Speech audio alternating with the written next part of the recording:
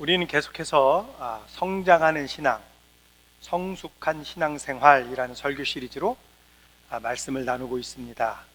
그래서 지난주에는 영적 분별을 하십시오라는 제목으로 말씀을 나누었습니다. 어떤 것이 하나님의 영이고 어떤 것이 거짓된 영인지 분별할 수 있는 방법은 오직 하나님의 말씀을 통해서만 가능하다라는 말씀을 드렸습니다. 그리고 진리의 영에 속한 하나님의 자녀인 우리들은 세상을 이기신 예수 그리스도를 통해서 거짓된 영들을 충분히 이길 수 있으니 담대하게 살아가자라는 말씀을 드렸습니다. 오늘은 성장하는 신앙, 성숙한 신앙생활 설교 시리즈 네 번째로 서로 교제하십시오라는 제목으로 요한 1서 1장 3절에서 7절 말씀을 중심으로 말씀을 드리겠습니다. 이 교제라는 말이 헬라어로는 코이노니아입니다. 코이노니아라는 단어의 뜻은요, 공유하다, 남과 함께 나누다, 사귀다, 교제하다, 친교하다 이런 뜻을 갖고 있기 때문에 지금 우리가 서로 교제하십시오라고 얘기할 때 이 교제라는 말 대신에 사귐 또는 친교라는 단어를 사용을 해도 무방합니다. 전혀 문제가 없습니다. 철학자 아리스토텔레스가 이렇게 얘기했죠. 인간은 사회적 동물이다 라고 말했습니다. 무슨 말이냐면 사람은 절대로 혼자서 살아갈 수 없는 존재다 라는 말입니다. 그래서 한자인 사람인도요, 이렇게 마치 두 사람이 서로 기대어 있는 모습을 하고 있잖아요. 그래서 이 둘 중에 하나라도 없어지면 넘어지게 되어 있습니다. 이게 사람인의 이게 의미거든요. 서로 기대라고. 그래서 사람은 불완전합니다. 혼자 있으면 틀림없이 쓰러지고 맙니다. 서로가 서로에 기대어서 너는 내 덕분에 나는 네 덕분에 안전하게 서 있을 수 있는 것, 이게 사람이에요. 그런데 왜 사람은 혼자서는 살 수 없습니까? 아리스토텔레스가 인간은 사회적 동물이라고 얘기했기 때문에 혼자서 살 수 없습니까? 그게 아니고요, 이것도 성경에 나와 있기 때문이에요. 하나님이 바로 태초에 하나님이 사람을 그렇게 만드셨기 때문에 그런 거예요. 창세기 2장 18절에서요 이렇게 말씀하셨습니다. 주 하나님이 말씀하셨다. 남자가 혼자 있는 것이 좋지 않으니 그를 돕는 사람 곧 그에게 알맞은 짝을 만들어 주겠다. 아담이 혼자 있는 것을 하나님이 보시고요, 그에게 하와를 만들어 주시고 서로 도우며 살아가게 하셨어요. 이렇게 우리가 서로 도우면서 같이 살아가게 되는 것은요, 그것은 우리를 향한 하나님의 창조 섭리예요. 그래서 하나님은 우리가 서로 돕고 교제하며 살아가기를 원하십니다. 즉 성도 간에 우리가 주 안에서 사귐이 있어야 된다는 거예요. 교제가 있어야 된다는 거죠. 그런데 이 교제라는 것이 우리 인간들 뿐만 아니라 하나님이 만드신 모든 생명체에는 모두 사귐이 있습니다. 모두 교제가 있어요.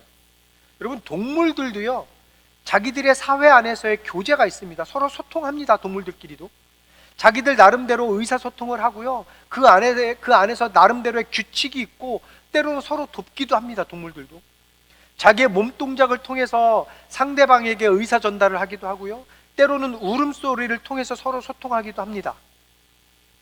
또는 꼬리로 자기의 심리적 상태를 표현하기도 합니다. 저희 집에 강아지가 한 마리 있는데 산책을 하러 데리고 나가잖아요. 그럼 꼬리가 빨딱 서요. 이게 뭐냐면 굉장히 흥분되어 있다는 거예요. 기분이 좋다라는 거거든요. 그리고 이제 저나 와이프나 아이들을 만나면 꼬리가 밑에 한 중간쯤으로 내려가 막 이렇게 흔들려요. 이건 반갑다는 거예요. 근데 뭔가 잘못해서 저한테 혼나잖아요. 그럼 꼬리가 쏙 들어가요. 이거는 굉장히 긴장하고 기가 쏙 빠졌다는 얘기거든요. 그러니까 이 강아지조차도 꼬리로 자기의 심리 상태를 다 표현을 해요.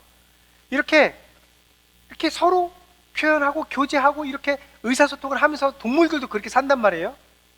그런데 인간들에게는 이런 다른 생명체들과 전혀 다른 특별한 교제가 있죠. 그것은 다른 어떤 생명체에게도 주어져 있지 않은 영적인 교제가 있다는 겁니다.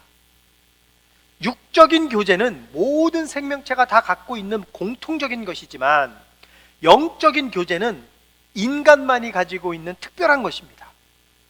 그래서 요한일서 1장 3절에서 이렇게 말했습니다. 우리가 보고 들은 바를 여러분에게도 선포합니다. 우리는 여러분도 우리와 서로 사귐을 가지기를 바라는 것입니다. 우리의 사귐은 아버지와 또 그의 아들 예수 그리스도와 함께하는 사귐입니다. 그래서 여기서 말하는 이 사귐은 바로 모든 생명체가 갖고 있는 그런 육체적인 그런 교제가 아니라 하나님과 예수 그리스도와 함께하는 영적인 사귐을 이야기하는 거예요. 영적인 교제를 이야기하는 거예요. 그런데 우리가 지금 이 말씀을 보면 우리는 두 가지 의미의 사귐이 있다는 것을 알 수 있습니다. 하나는 하나님과 예수 그리스도와 함께하는 사귐, 즉 수직적인 사귐이고요. 또 다른 하나는 성도 간의 사귐, 즉 수평적 사귐입니다. 수직적 사귐이 있고 수평적 사귐이 있습니다. 그러니까 성도 간의 사귐은 하나님과의 사귐과 함께 이루어져야 한다는 거예요. 성도들 간의 교제에 있어서 주님이 함께 하시지 않는 사귐은 그것은 올바른 교제가 아니라는 거죠. 그래서 우리는요, 성도 간의 교제를 하기 전에 먼저 하나님과의 교제가 이루어져야 합니다. 우리의 신앙이 성장하고 더욱더 성숙해지기 위해서는 하나님과의 깊은 교제가 반드시 필요하고 그와 더불어 하나님과 예수 그리스도와 함께 성도 간의 깊은 교제가 이루어져야 한다라는 말입니다. 그래서 오늘은 여러분들에게 두 가지 종류의 사귐에 대해서 말씀을 좀 드리겠습니다. 그래서 첫 번째, 수직적 사귐, 즉 하나님과의 교제입니다. 수직적 사귐, 하나님과의 교제. 사람은 처음부터 하나님과 교제하도록 지음받았습니다. 아담과 하와는요, 에덴 동산에서 하나님과 대화하면서 함께 거닐기도 하고 이렇게 친밀한 교제를 누리면서 살았어요. 그러나 아담이 하나님과의 약속을 저버린 그 죄의 대가로 인간과 하나님과의 관계가, 그 교제가 끊어져 버렸죠. 그래서 우리는 다시 하나님과의 관계를 회복해야 되고 하나님과 다시 교제를 해야 해요. 그럼 우리는 어떻게 하면 다시 하나님과 교제할 수 있느냐라는 겁니다. 어떻게 하면 하나님과 다시 관계를 맺을 수 있느냐라는 거예요. 그래서 우리는 중보자이신 예수 그리스도를 통해서 하나님과의 관계를 회복할 수 있습니다. 우리는 중보자 되신 예수 그리스도를 통해서 하나님과의 관계를 회복할 수 있습니다. 또한 그 예수 그리스도를 통해서 우리는 하나님과 교제할 수 있습니다. 그래서 요한일서 1장 7절에서 이렇게 얘기했습니다. 그러나 하나님께서 빛 가운데 계신 것과 같이 우리가 빛 가운데 살아가면 우리는 서로 사귐을 가지게 되고 하나님의 아들 예수의 피가 우리를 모든 죄에서 깨끗하게 해주십니다. 우리가 빛 가운데 살아가면 우리는 서로 사귐을 가질 수 있다라고 지금 말씀하고 있어요. 그러나 우리의 죄악 때문에 우리가 빛 가운데 살아갈 수가 없습니다. 왜냐하면 아까도 얘기했듯이 우리 인간의 죄가 하나님과 우리와의 관계를 단절되게 했기 때문입니다. 그래서 이사야서 59장 2절에서 이렇게 얘기했죠. 오직 너희 죄악이 너희와 너희의 하나님 사이를 갈라놓았고 너희의 죄 때문에 주님께서 너희에게서 얼굴을 돌리셔서 너희의 말을 듣지 않으실 뿐이다. 우리의 죄악 때문에 하나님과 우리의 사이가 갈라졌다라고 지금 이야기하고 있잖아요. 그래서 우리에게 예수 그리스도가 필요한 이유가 바로 이것입니다. 예수님은 하나님과 우리 인간들 사이의 관계를 다시 회복시키시기 위해서 이 땅에 오셔야 했어요. 그러므로 하나님과의 관계를 회복하고 아름다운 관계를 계속적으로 유지하기 위해서는 예수님의 십자가 보혈을 우리가 의지할 수밖에 없다는 거고요. 이것이 아니면 우리와 하나님과의 사귐, 우리와 하나님과의 교제, 우리와 하나님과의 관계 회복은 기대할 수 없다라는 거예요. 그래서 우리는 예수님의 보혈의 피를 통해서 깨어졌던 하나님과의 관계와 사귐을 다시 회복할 수 있습니다. 그래서 고린도후서 13장 14절을 보면요, 사도 바울이요 고린도 교회 성도들에게요 어떻게 축복을 하냐면 이렇게 축복을 해요. 주 예수 그리스도의 은혜와 하나님의 사랑과 성령의 사귐이 여러분 모두와 함께 하기를 빕니다라고 사도 바울이 고린도 교회에 이렇게 축복하거든요. 이게 고린도후서 13장 14절 말씀은 고린도 전후서의 맨 마지막 구절이거든요. 예수님이 승천하신 후에 성령님이 이 땅에 오셔서 이제 그 성령님이 우리와 하나님과의 관계를, 교제를 이끌어 주신다라는 거고, 사도 바울은 너희들이 정말 그렇게 되기를 원한다라는 말이에요. 예수님의 죽으심으로 우리와 하나님과의 관계가 회복이 되었고, 성령님의 사귐, 이게 옛날 말로 뭐예요? 성령님의 교통하심을 이야기하는 거잖아요. 성령님의 사귐으로 인해서 하나님과 예수님과 성령님이 우리와 함께하는, 그 함께 교제하는 이 수직적 사귐이 회복이 되었다라는 거예요.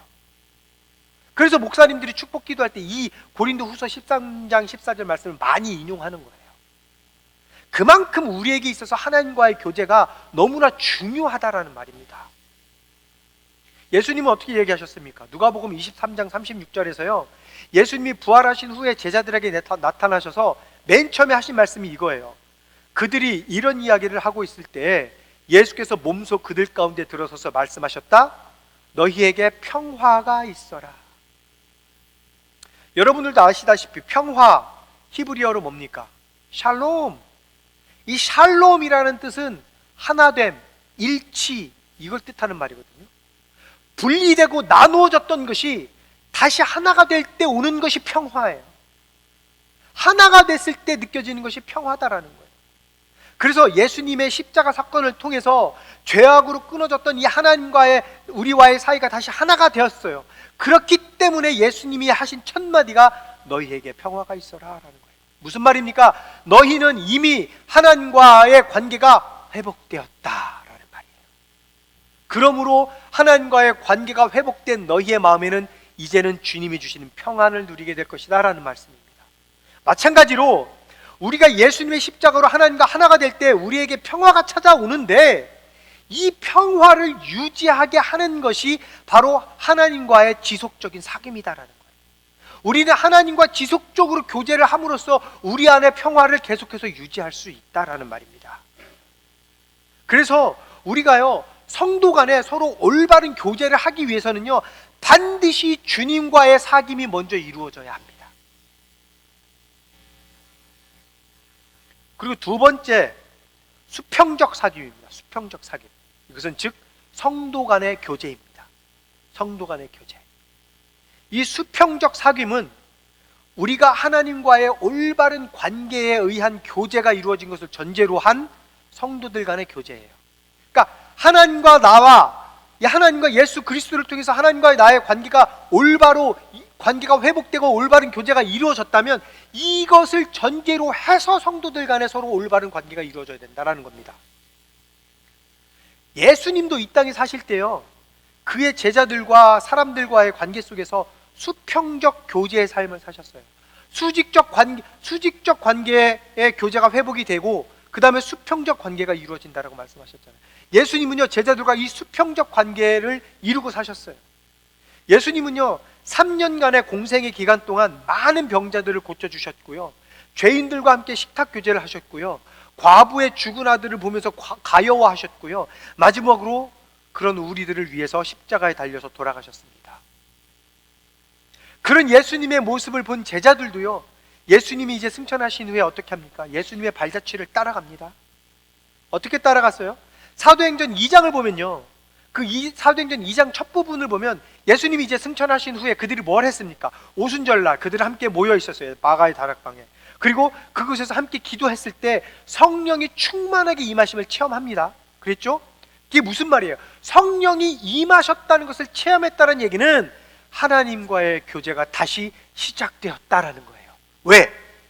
예수님의 죽으심으로 하나님과의 관계가 회복되었으니까. 이제는 우리는 하나님과의 교제가 다시 시작되었어요. 성령의 임하심으로. 자, 하나님과의 교제가 시작된 후에 그들은 비로소 서로 교제할 수 있었습니다. 자, 그렇다면 성도 간의 교제란 그럼 무엇을 말하는 거냐는 거죠.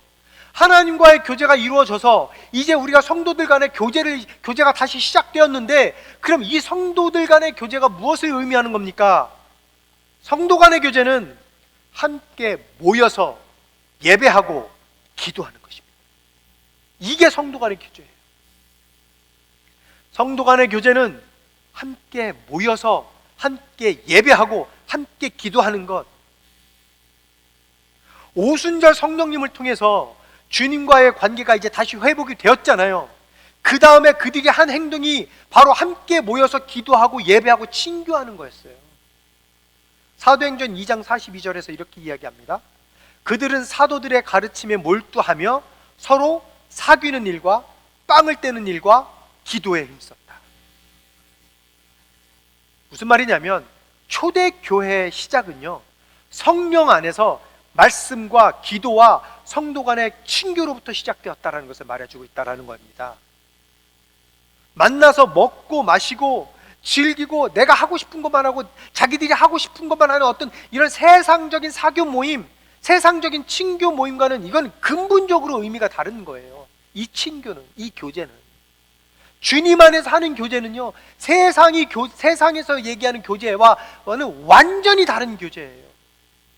그들은, 세상 사람들은 자기들이 좋은 것, 자기들이 만족한 것을 하기 위해서 모이는 거지만, 예수 믿고 하나님과의 관계가 회복된 사람들은 하나님이 좋아하는 것을 하기 위해서 모이는 거예요.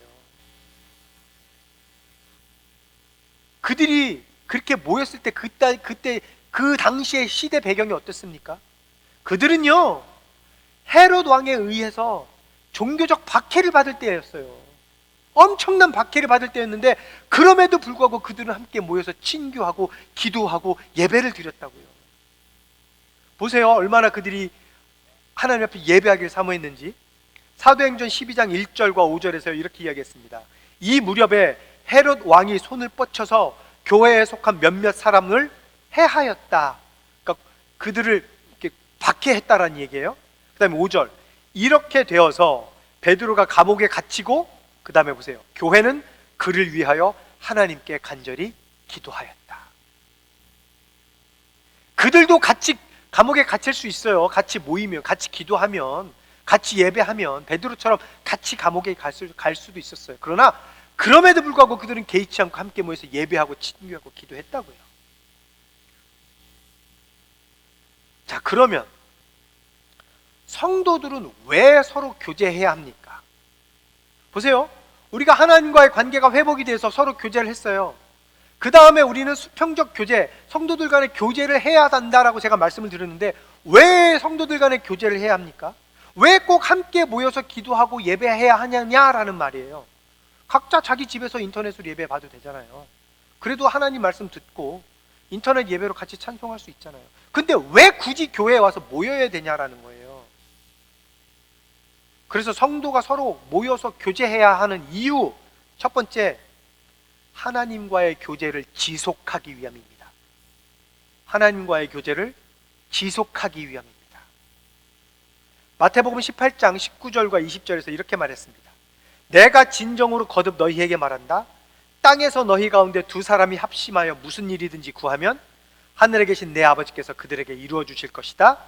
두세 사람이 내 이름으로 모여있는 자리, 거기에 내가 그들 가운데 있다. 우리가 함께 모여서 함께 기도하고 함께 예배할 때 그들의 간구를 들어주신다라고 예수님이 말씀하셨고요, 그 자리에 예수님이 함께 하시겠다라고 약속하셨어요. 우리가 함께 모인 그곳에 주님이 함께 계시겠다라는 말씀이 무슨 말입니까? 좀 전에 말씀드렸던 요한일서 1장 3절의 말씀처럼 하나님과의 사귐이 있다라는 말이에요. 그러니까 우리가 수직적 사귐, 즉 하나님과의 사귐을 통해서 올바른 수평적 사귐, 즉 성도 간의 교제가 이루어지면 그 다음에 또 하나님과의 수직적 관계가 또 반복적으로 지속적으로 이루어진다는 거예요. 하나님과의, 보세요, 저를 봐보세요. 하나님과의 관계가, 수직적인 관계가 이루어지고 그거를 통해서 우리가 수평적인 관계가 이루어지면 그 하나님과의 수직적 관계가 또다시 이루어지고 그 다음에 또 수평적 관계가 이루어지고 계속해서 우리는 수평적 수직적 관계의 삶을 산다는 얘기예요. 무슨 말입니까? 우리는 십자가의 삶을 살고 있다는 거예요. 이걸 보고 우리는 선순환이라고 이야기합니다. 그래서 우리는 이 자리에 모여야 돼요. 우리는 하나님과의 사귐을 통해서 성도 간의 사귐을 이뤄낼 수 있고요, 또 성도 간의 사귐 안에 주님이 함께 하심으로 지속적인 하나님과의 사귐이 또 이루어지는 그런 계속해서 선순환이 이루어진다는 거예요. 그러니까 성도 간의 교제가 필요한 이유가 뭐예요? 하나님과의 지속적인 관계를 위해서예요. 즉 우리의 모든 사귐의 중심에는, 우리의 모든 교제의 중심에는 하나님이 있어야 된다는 겁니다. 주님이 있어야 된다는 겁니다. 두 번째, 성도가 서로 교제해야 하는 이유. 두 번째, 이것은 그리스도인들에게 주신 영적 명령이기 때문입니다. 우리가 서로 모이고 서로 교제해야 하는 이유, 우리 믿는 자들에게 주신 영적 명령입니다. 이것은 성경은요, 성도가 함께 모여서 교제하고 사랑하기를 권유하고 있습니다. 갈라디아서 5장 13절에서 이렇게 권유했습니다. 형제자매 여러분, 하나님께서는 여러분을 부르셔서 자유를 누리게 하셨습니다. 그러나 여러분은 그 자유를 육체의 욕망을 만족시키는 구실로 삼지 말고 사랑으로 서로 섬기십시오. 빌립보서 2장 2절에서도 이렇게 얘기했습니다. 여러분은 같은 생각을 품고 같은 사랑을 가지고 뜻을 합하여 한 마음이 되어서 내 기쁨이 넘치게 해 주십시오. 히브리서 10장 24절에서 25절에서도 이렇게 권면했습니다. 그리고 서로 마음을 써서 사랑과 선한 일을 하도록 격려합시다. 어떤 사람들의 습관처럼 우리는 모이기를 그만하지 말고 서로 격려하여 그날이 가까워 오는 것을 볼수록 더욱 힘써 모입시다. 최근에 대부분의 모든 교회들은요, 인터넷으로 예배를 드릴 수 있도록 편의를 제공하고 있습니다. 교회들이 그렇게 하는 것은 정말 교회에 와서 예배하고 성도들과 교제하고 싶지만 내 상황과 건강과 형편이 여의치 않아서 교회에 올 수 없는 분들을 위해서 인터넷으로라도 예배를 드리게 할 수 있도록 하기 위한 목적이에요. 그런 분들을 위해서 인터넷 예배를 이렇게 중계를 하는 건데, 몇몇 분들은 충분히 내가 교회에 갈 수 있는데도 불구하고 굳이 교회를 가지 않아도 인터넷으로 예배를 보면 된다고 그렇게 핑계를 대죠. 근데 여러분 잘 생각해 보세요. 집에서요, 과일 깎아놓고 소파에 앉아서 커피 마시면서 예배를 시청하는 게 이게 하나님께 드린 예배입니까?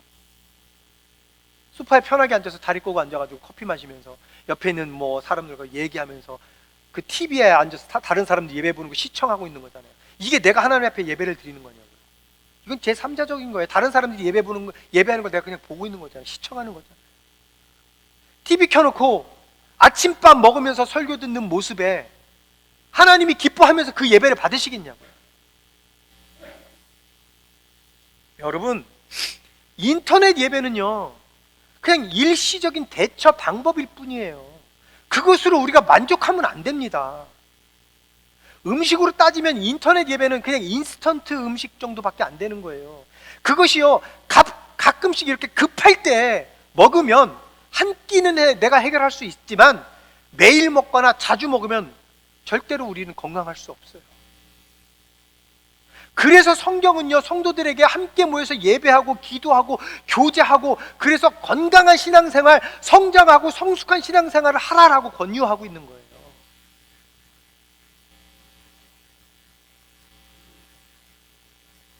말씀을 마치겠습니다.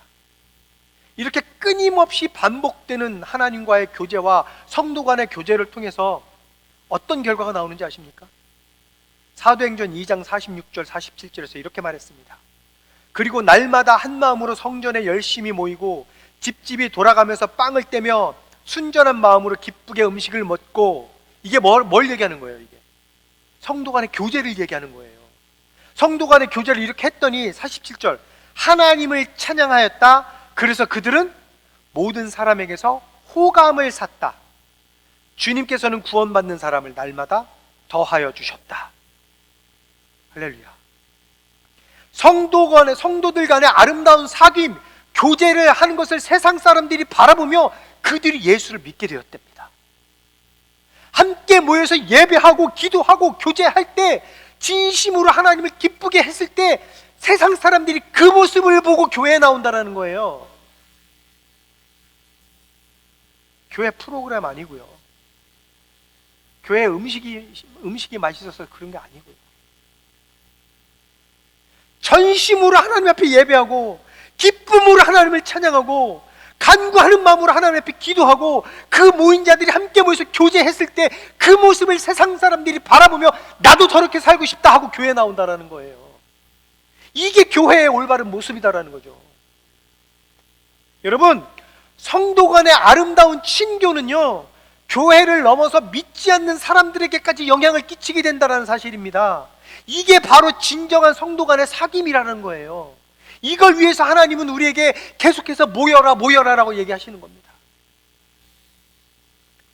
그러므로 진정한 사귐이란 먼저 나 자신이 하나님과의 관계 회복과 함께 사귐을 이루고 그 은혜에 힘입어서 성도 간의 사귐이 이루어지고 그 열매로 믿지 않는 이웃과의 사귐이 이루어져서 복음이 전파되고 그들을 하나님께로 이끌고 오는 것, 이게 바로 진정한 성도 간의 사귐입니다. 예수님이 이 땅에 오신 가장 근본적인 이유는 뭡니까? 죄로 인해서 죽게 될 우리를 구원하기 위해서 오신 거잖아요. 그리고 그 구원을 이루셨잖아요. 그리고 예수님이 승천하시기 전에 우리에게 어떤 사명을 맡겨주셨습니까? 마가복음 16장 15절에서 16절, 예수님이 이렇게 말씀하셨습니다. 또 예수께서 그들에게 말씀하셨다. 너희는 온 세상에 나가서 만민에게 복음을 전파하여라. 믿고 세례를 받는 사람은 구원을 얻을 것이요 믿지 않는 사람은 정죄를 받을 것이다. 예수님이 승천하시면서 우리에게 남기신 마지막 명령은 복음을 전하라는 것이었습니다. 그러면 이제 이 땅에 남아 있는 우리가 해야 할 일은 예수님의 명령에 순종해서 만민에게 복음을 전하는 거예요. 그런데 그 첫걸음은 바로 내가 하나님과의 관계를 회복하고 주님 안에서 성도 간에 서로 아름다운 교제를 나누는 거예요. 내가 복음을 전하기 위해서 우리가 첫걸음을 뛸 수 있는 그 첫 단계는 뭐냐면 먼저 우리끼리 아름다운 교제를 나누어야 된다는 겁니다. 우리는 성도 간의 올바른 교제를 통해서 예수님의 이 명령을 올바르게 수행할 수 있습니다. 그러므로 예수님 안에서 예배와 말씀과 기도를 통하여 하나님과의 아름다운 사귐이 있고, 그리고 성도 간의 아름다운 사귐을 통해서 땅 끝까지 복음을 전하셔서 여러분의 신앙이 더욱더 건강하고 성장하고 성숙해지시기를 예수님의 이름으로 축복합니다.